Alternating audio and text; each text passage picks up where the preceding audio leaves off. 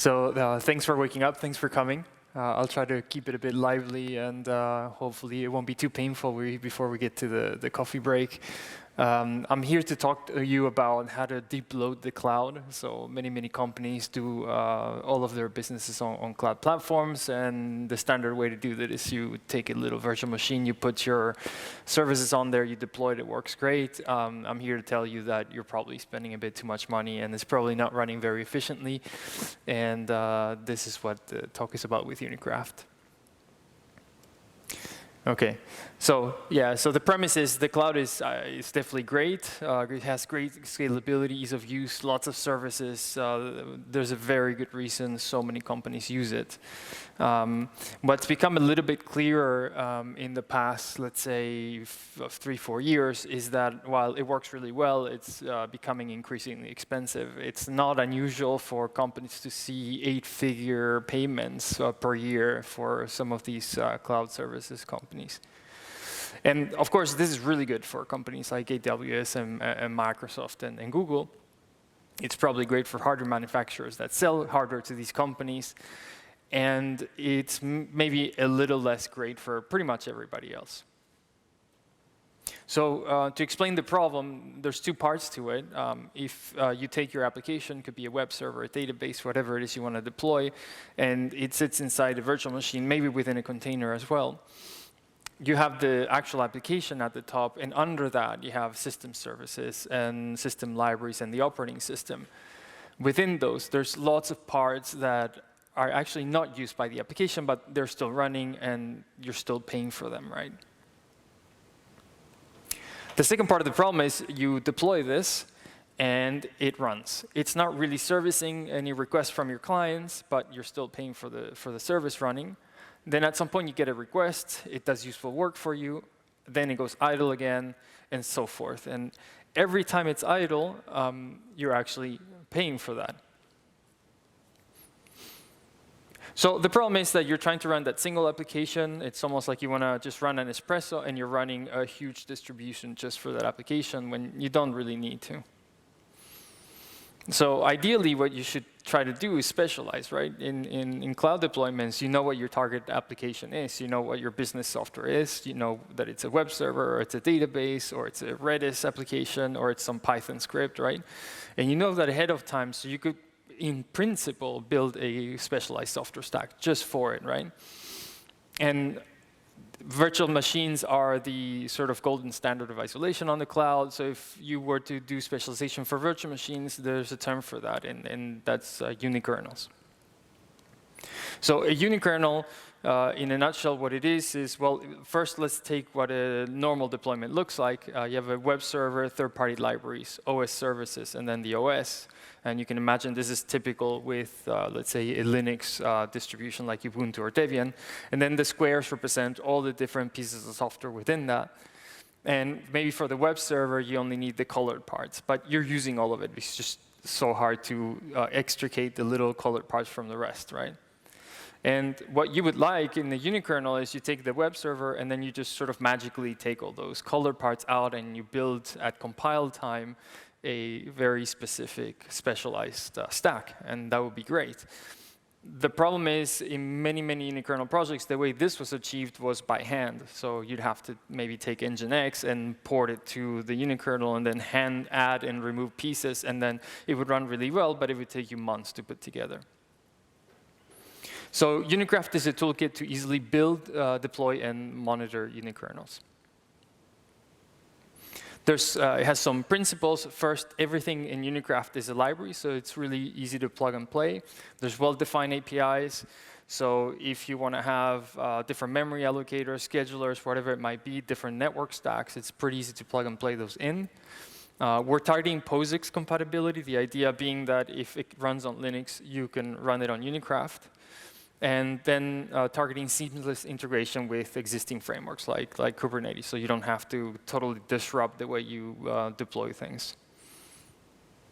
So in greater detail, imagine you have the application at the top. Underneath, we plug into libcs, either Muscle or NewLib. Muscle is a glibc compatible libc. Underneath that, there's a bunch of libraries that provide this POSIX compatibility that makes Unikraft basically look like Linux. And under that, we have these black boxes, which are well-defined APIs for everything from storage to scheduling to memory management and so forth. And you can plug and play from a menu whatever you'd like. And underneath that, you have support for different hypervisors and different CPU architectures. So if you put all of this together, what we did is we said, OK, let's put together a NGINX Unikraft unikernel that when it boots, it's going to measure how long it took to boot, how much memory it's using. And let's put it on EC2, and let's do a request. And it just pops up just in time when we do the request. And it prints stats, which look pretty nice. So this thing booted in about 8 milliseconds, and 9 if you take NGINX as well. It's using about 4 megs of memory, and on disk it was about 2 megs. So pretty nice stats compared to using NGINX running on a Debian distro, for instance. And we've run some tests also doing really fast requests to this web page and some other web pages, and you get 20 to 50% cheaper bills on AWS. So these numbers look really nice, but why aren't unikernels widely deployed? Maybe you've never even heard of unikernels until today. And they've been around for several years now, mostly as research projects, and there's been several barriers to deployment. The first one, believe it or not, despite these stats, had to do with performance. So many of these unikernel projects, Unikraft, I said, everything is libraries. Many of the unikernel projects in the past, the kernel itself was still small but monolithic. It wasn't easy to take things apart. It had most of these had underperforming code. So for instance, they would take a network stack from an embedded device world, and it would underperform. So even though everything was specialized, the network stack was a bottleneck, and then the whole thing wouldn't perform well. Many of them were specific to slow languages. So for instance, I mentioned Unikraft is, you can run standard applications on it. Many of the previous unikernel projects were specific to, say, OCaml. So you could only run OCaml workloads. And then obviously, it would be fairly type safe, but it wouldn't run very fast. So we did a bunch of tests, performance tests on Unikraft. This is that NGINX image running on a single CPU core, and this shows that it can do 300,000 requests per second, at least for a static workload. And then we compare that against some other unikernel projects, against Docker images, and against Linux, and you can clearly see that the throughput is higher. Also, memory consumption, the previous screenshot was showing a couple of megs usage. This is also the case. That was NGINX. We did some tests for SQLite, Redis, some other applications. And it's always between the range of 2 megs to 5, 7 megs. And that's always better than some of the comparisons there show other unikernel projects, also Linux. And then on disk, as I mentioned, this NGINX image was 1.3 megs. If you were to take a Docker equivalent image, that would be about 40 megs, so quite much smaller. Boot times, I had listed boot times of about 9 milliseconds. If you're using, for instance, Firecracker as the VMM with Unikraft, you can get boot times of 3 milliseconds, at least if you're doing on a local machine. And then on disk, images for Unikraft are pretty small, somewhere in the range of a few hundreds of kilobytes to a couple of megs. They're also pretty easy to distribute. OK, so that was performance. And then one of the other problems that unikernel projects had was application and platform support.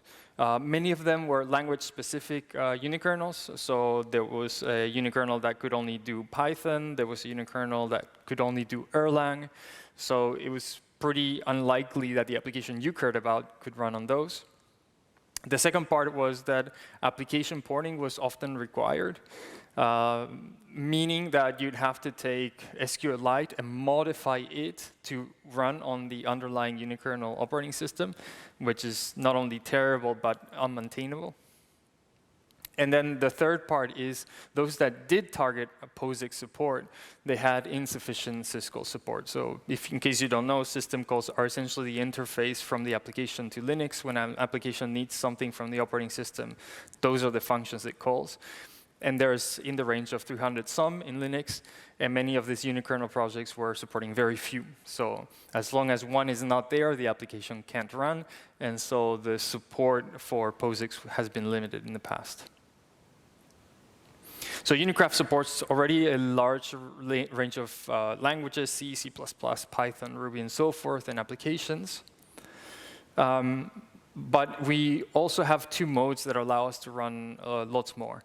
So the first one is called binary compatibility mode, where we can take an ELF. So you go and build your application in Linux standard, and you take the resulting binary, and you feed it to Unikraft. And Unikraft has a library that you can enable there's an ELF loader, so it reads it in. And then whenever it receives one of these syscalls, it traps it and sends it to another library called a syscall shim layer. And that one intercepts that call, because ultimately we're not Linux, and redirects it to one of the many libraries in Unikraft that implements that syscall. So you build it in your standard Linux system, and then you run it on top of Unikraft unmodified. The other way you can do things is from source. You build your application against the musl libc library. Then we have a library that is essentially a port of musl, so it plugs right into that. And then, again, goes to the same system ship call layer, and from there onwards to the libraries that execute the syscalls.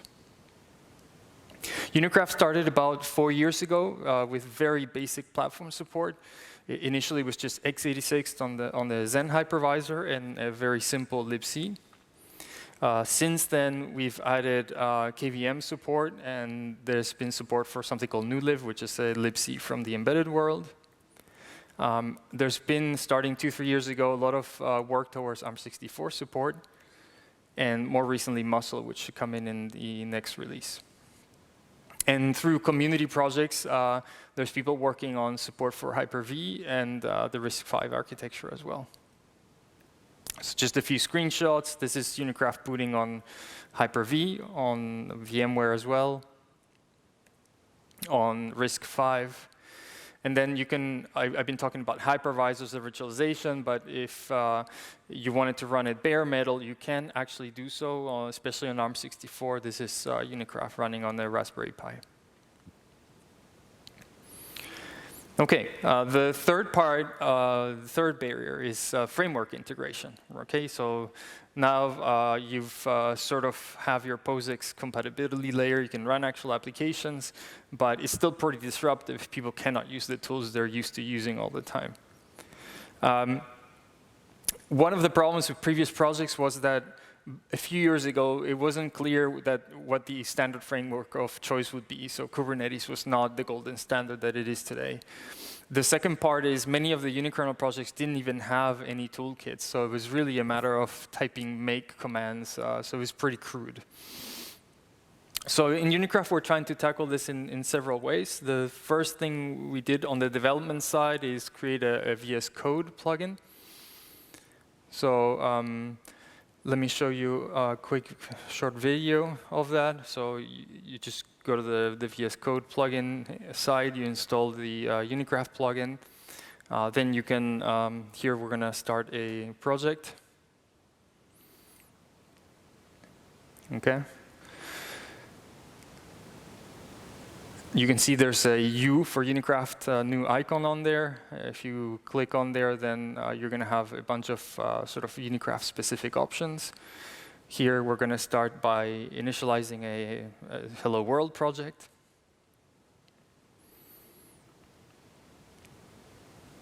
Okay, and we can see the output. So it's ready. You have all the files there. In this case, it's going to be a C project, but you can select other types of projects. This is in case you wanted to develop, of course. Otherwise, you could just take an image that's pre-built. And I'll show you how that works as well later. Okay, so now what we're going to do is configure it, and we're going to say I want KVM and x86, 64. Right, so now it's already built. And now we're going to run the project, KVMX8664, and you should see it boot pretty much right away. And you can see it says hello world. And then we can just edit that main.c file, we can say by world, and we can just then rebuild it, and it's done. And then we can just run it again for KVMX8664, and it's done again. OK, so that's for actual development. If you just want to build things, we have a tool called Craft. In fact, that's what VS Code is using underneath. So all you need to do is you clone the Craft directory.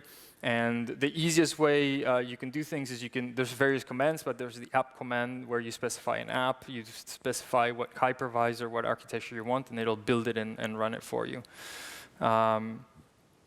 And here's a very quick video that does just that. So you clone Craft. It's on GitHub. You say up, and you say, I want to run NGINX in this case. I'm going to give a name to my stack. And then I'm going to hit go. And the first thing it's going to do is going to fetch sources both for Unikraft and for NGINX as well. And once it's done downloading them, there it is, it's getting them, and then it's going to start the actual build process. There it is. OK, so I'm going to skip ahead. So build Unikraft already, then it goes and builds NGINX. And when it's done, it's going to go ahead and immediately run it. So you can see, you probably notice it boots really, really fast. And then we can curl it just to sort of proof that it's actually working. OK, and we can do it a couple more times. OK, so Kubernetes, this is a big one, obviously, because even if you have great performance, but it's a pain to actually deploy these things, or it disrupts your CI/CD pipeline, then there's no point. So what we thought for this was it would be great if we could use Kubernetes seamlessly. So instead of what we did is we created an equivalent to runC that we call runU, which can instantiate Unikraft unikernels instead of containers. And the way you use it is pretty simply in your YAML manifest, you just change one line. You say, instead of using runC, please use runU. And we can show this here. So that's the manifest. OK, we're using NGINX. And then you can see we said use runU. So we install runU first, then we modify that one line, and we're ready to go. OK, so we're going to apply the manifest. And then this is standard kubectl. We haven't modified it.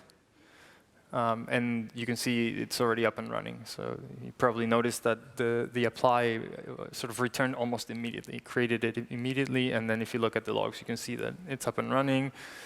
And then just like before, you can do a curl, and you can see that it's actually working and running Unikraft. OK, the unmodified kubectl. This is the dashboard, also totally unmodified. So we just, as long as you're running runU underneath, everything else is unmodified and totally transparent. And you can see that Unikraft is up and running there in the dashboard too.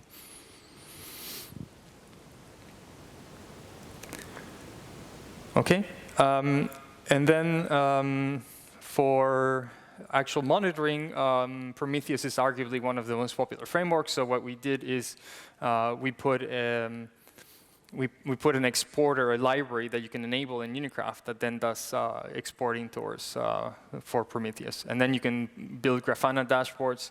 This is a Unikraft unikernel showing memory and network statistics. OK, and the final part is to do with debugging. Many unikernel projects in the past had no standard tools, no GDB, so they were really kind of a black art to debug. They had no profiling tools, and the documentation was kind of lacking. So we put a lot of effort into this as well. There's a special library you can enable called UKDebug that has assertions and trace points, but also a GDB server. So debugging Unikraft, you just launch your GDB debugger, and it's just like you would under a Linux environment. There's unit testing. There's a UK store where the different libraries put information about stats about memory management, scheduling, and so forth.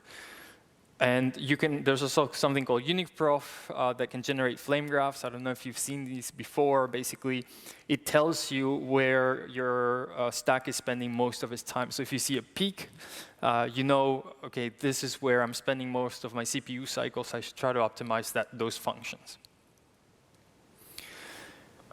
We also spent a lot of time making sure that the documentation is clean and up to date, and there's links at the end of the presentation to that. I just wanted to very briefly mention security. I keep saying that these stacks are specialized. You might have figured out that this means we have a minimal trusted computing base, so fewer vectors for attack. There's no unnecessary open ports, daemons, SSHD, and so forth. So those are some nice intrinsic security features. We did a quick test. We took that image that I showed you earlier on EC2, and we did one of these web-based tests, and it got a pretty good security score. But we're constantly adding new features. So there's part of the website has sections about security and the security road plan and which features are getting implemented when. So just to finish, Unikraft is, as I mentioned, a Linux Foundation project. You can go to the website, unikraft.org. It has all the information you could possibly want, including access to a Discord server. So I think we have a pretty friendly community. If you've never heard of unikernels, you're just curious, you have some questions, just drop by. Usually we're fairly responsive. Another way to get started, if you want, is we generally hold hackathons every couple of months in different cities or virtually. So this is another way to get started if this is of interest. If you want to know all the gory details, we published a paper last year that got the Best Paper Award at this top-tier systems conference. So you can go check that out. Some of the graphs I showed you today come from there. And this is basically all of our addresses, how to get in contact with us. And if you like the presentation or Unikraft at all, then you can give us a star on GitHub. That really helps. So thanks again for all the attention. And I'll take any questions you have, and then we can get some coffee.